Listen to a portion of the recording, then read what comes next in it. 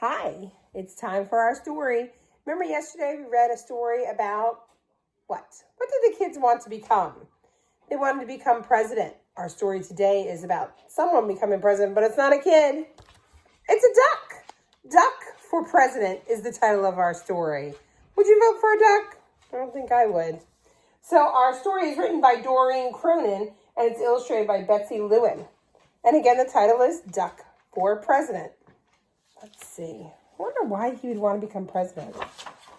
Here it is. Title again. Read it with me. Duck for President. Where does a duck live? You know? He could live on a farm. I've seen a duck in the zoo. If you go to the Salisbury Zoo. On a lake. Yes, all those are good thinking. Good job. So here he is, and he is cutting the grass. And up here is an airplane, and it's pulling a banner that says vote on it. Running a farm is very hard work.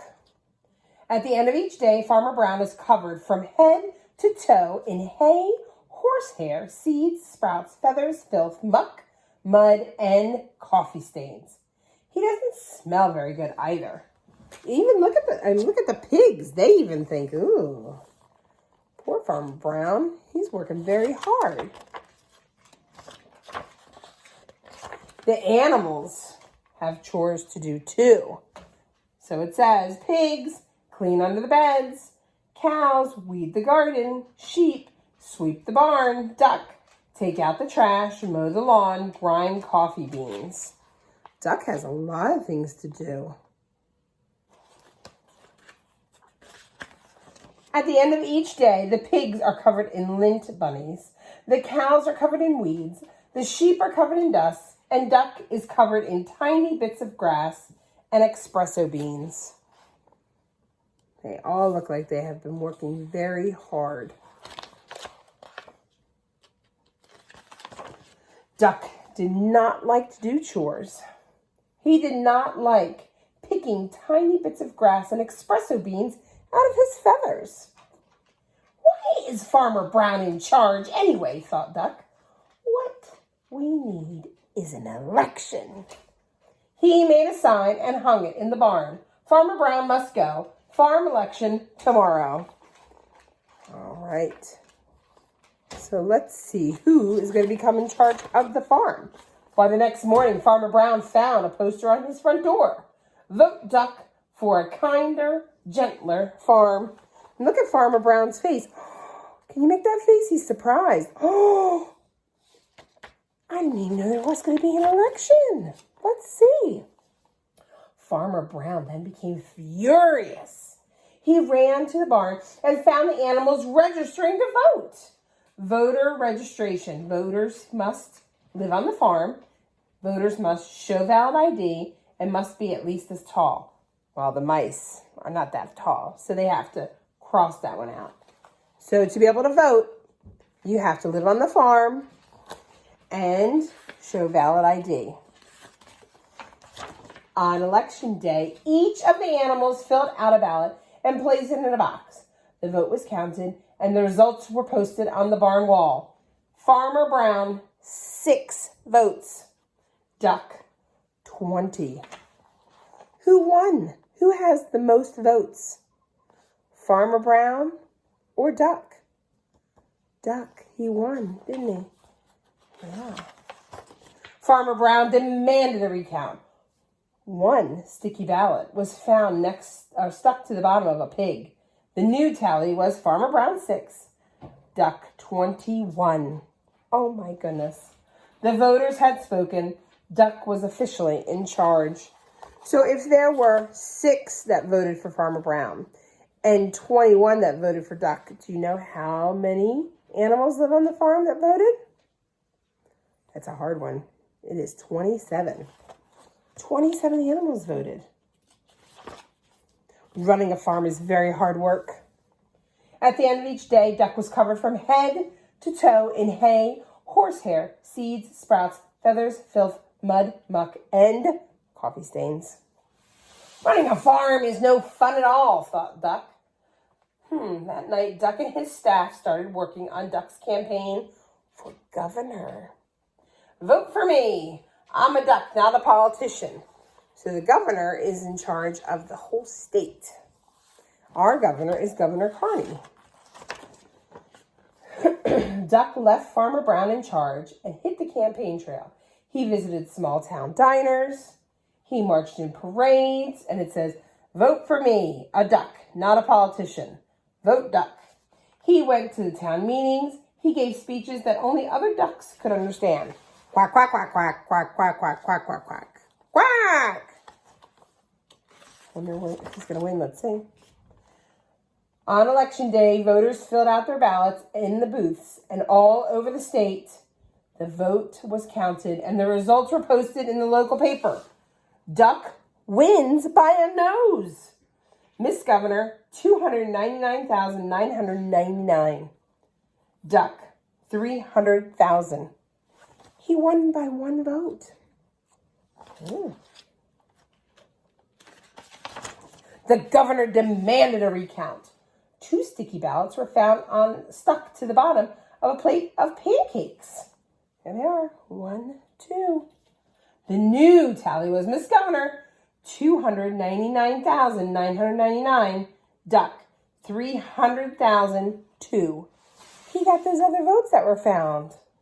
The voters had spoken, and Duck was officially in charge. Now, Duck wasn't in charge of the farm anymore. He was in charge of the state. He was a governor. Can you say governor? Governor Duck. Running a state is very hard work. At the end of each day, Duck was covered from head to toe in hairspray, ink stains, scotch tape, fingerprints, mayonnaise, and coffee stains. And he had a very bad headache. Running a state is no fun at all, thought Duck. That night, Duck and his staff started working on posters for the presidential election. So he doesn't want to be in charge of the farm. He doesn't want to be in charge of the state. He wants to be in charge of the country. And it says, "A duck for a change.